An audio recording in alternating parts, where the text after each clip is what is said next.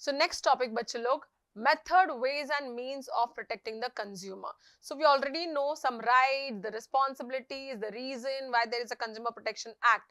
However, use कैसे करने का, कहाँ पे यूज करने का, हमारे पास कोर्ट्स है, हाँ हमारे पास हाई कोर्ट, सुप्रीम कोर्ट, ये सारी चीजें हैं जहाँ पे आप लोग ट्रेडर्स, मैन्युफैक्चरर्स के अगेंस्ट कंप्लेन कर सकते हैं. But the problem is what, these are insufficient. Already इतने तारीख पे तारीख दे चुके हैं लोग क्रिमिनल केसेस के लिए, है ना. हमारे केसेस कहाँ पे सॉल्व होंगे as a consumer? I need speedy recovery, right. So for this हम लोग एक एक पॉइंट पढ़ेंगे. सबसे पहला आता है लोक अदालत. लोक अदालत बहुत ही इफेक्टिव है इन सिंपल पब्लिक ग्रीवेंसेस या यू कुड से कंप्लेंट्स के लिए. अगर इसी को आप लोग इंग्लिश में बोलने जाओ तो हम लोग इसको पीपल्स कोर्ट भी बोलते हैं. Setup and established by the government to settle disputes easily. एकदम ऐसा मांडव लेना, फटाफट फटाफट वहीं पे आ जाओ. The customer, the manufacturer, trader जो भी है यहीं पे सेटल कर दो.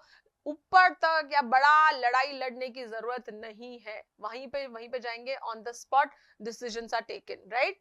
Resolution of the disputes by Lok Adalat. हम लोग है ना जो भी देते हैं कि यहाँ पे कस्टमर बोलता है कि मेरा इलेक्ट्रिसिटी बिल ज्यादा आ गया, तो एमएससी बोलता है कि ओके फाइन ठीक है, हमने करेक्ट कर लिया, वहीं पे सॉल्व हो गया, डिसीजन आ गया लोक अदालत का, इट वुड बी स्टैट्यूटरी, मतलब ये फाइनल माना जाएगा, right. So MSE, DCL, MSRTC, railway, insurance companies, ये सब छोटे मोटे केसेस लोक अदालत में जाते हैं. ओके चलो नेक्स्ट वाला आता है पब्लिक इंटरेस्ट लिटिगेशन. ओके इसको भी जनहित याचिका हिंदी में बोलेंगे.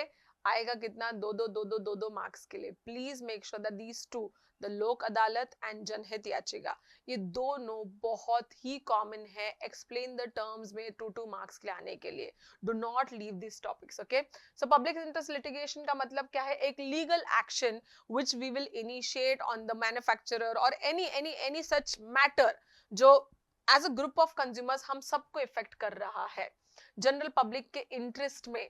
जैसे से फॉर एग्जांपल कोई कंपनी है जो हेल्दी एनवायरनमेंट का केयर नहीं कर रही, इसकी वजह से, इसकी प्रोडक्शन की वजह से हमारे यहाँ पे बहुत धूल मिट्टी आती है, everyone is suffocating and something like that. So we all can as a public, है ना, total all people together can have one complaint, that is public interest litigation. Legal facility जहाँ पे a person can approach in the interest of the society. अगर जो बंदा effect हो रहा है उसके पास टाइम नहीं है तो उसके अगेंस्ट या उसके जगह पे कोई और पार्टी भी जाके ये ग्रीवेंस क्या कर सकती है, आगे लेकर जा सकते हैं ना. It is filed in the high court as well as supreme court directly to sort this cases, solve cases करने के लिए. नेक्स्ट आता है तुम्हारा रीड्रेसल फोरम. इसके बारे में थोड़ा मैं ऑलरेडी बता चुकी हूँ, है ना. द 3 या क्वासी जुडिशियल हम लोग रीड्रेसल फोरम जैसे बताते हैं. 3 लेवल पे हुआ है ये, district, then state, then national. अभी हम लोग इसके बारे में पूरा अच्छे से पढ़ने वाले हैं. Consumer protection act 2019, the amendment as I said, उसके अंडर ये बनाया गया था फॉर कॉम्पनसेशन. मेन एम क्या है? लोगों को तुरंत बहुत ही सस्ते में कोर्ट में केसेस लड़ने को मिल सकते हैं. आपको आपके ग्रीवियंसेस का रीड्रेसल या प्रॉब्लम्स का सॉल्यूशंस ऑन द स्पॉट मिल सकता है. नेक्स्ट आता है तुम्हारा awareness programs. Yes this is one of the means in which the consumer protection act को और भी इंपॉर्टेंस मिला है. लोगों को अवेयर किया जाता है कि क्या है तुम्हारे राइट्स, कैसे तुमको तुम्हारे राइट्स यूज करने हैं. Okay that way government is trying to do it with the help of brochures, booklets, posters, है ना. कहीं ना कहीं पे कुछ ना कुछ एक एडवर्टाइजमेंट्स बता के, जैसे जागो ग्राहक जागो वाला भी था, राइट. ऑडियो वीडियो प्रोग्राम्स बताते हैं सोशल मीडिया पे, थोड़ा बहुत यू नो जैसे एप्स हो गया या जैसे कुछ रील्स हो गए, इन सारी चीजों से अपने को बताने का ट्राई करते हैं कि what is a consumer protection act and how to use it. Main important 15 March is observed as an international consumer rights day. पहली मैंने बताया था, और मैंने बताया था दिसंबर में हम हमारा इंडिया का कंज्यूमर राइट्स डे मनाते हैं. That is 24 December is observed as national consumer day. Ma'am by heart करना है, यस एमसीक्यू में आएगा. ओके सो ये भी इंपॉर्टेंट है. नेक्स्ट कंज्यूमर ऑर्गेनाइजेशंस भी बने हुए हैं. अगर आपको लगता है कि मैम टाइम कौन वेस्ट करेगा, मेरे पास टाइम नहीं है, जाने दो, छोड़ो, जो हो रहा है होने दो, मैं अकेली क्यों करूं, तो इट्स ओके, कंज्यूमर ऑर्गेनाइजेशंस के पास जाओ. ये लोग साथ में मिलके आपके लिए जरूर कोई ना कोई हेल्प करेंगे. They will fight for you, they will file a complaint for you and they will also seek redressals for you.